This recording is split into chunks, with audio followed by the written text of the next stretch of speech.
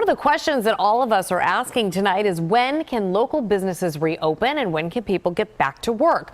A controversial bill that would reopen all businesses if they follow CDC guidelines like social distancing passed in the State House, but not before some much heated debate about the damage it could do and the lives it could cost. Kimberly Davis has that part of the story.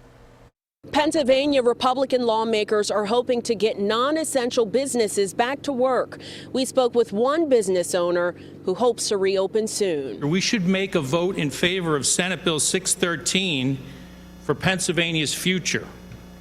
And we should allow Pennsylvanians to work safely, but they should work and they should be safe. With a vote of 107 to 95, Senate Bill 613 passed in the House of Representatives. It's been nearly 4 weeks since non-essential Pennsylvania businesses shut its doors. And the bill would allow workers in private and public construction to reopen with guidelines to keep employees safe. But it's a move not one Democrat supports. Medical professionals have told us that we would be putting them in jeopardy, that we would be putting their lives on the line. Now, I ask you today, Mr. Speaker, if we want to make that decision, I ask you to also make the decision of whose lives are you willing to risk. Call them out.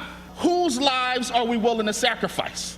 We spoke with one local music shop owner who agrees with GOP legislators. There's a lot of things we could do, just fulfilling people's needs. If there's something specific they know they wanted or needed, where I feel I could do it safely without risk of transmitting any virus. As the bill moves to the Senate, some business owners are hopeful lawmakers will rethink what's considered essential. People want to sit and play guitar, listen to music, they break strings, stuff like that, all kinds of stuff.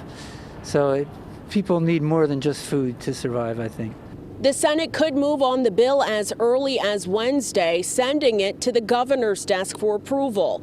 If it does make it to the governor's desk, he has 3 options: sign it, veto it, or let it sit for 10 days, in which it would become law.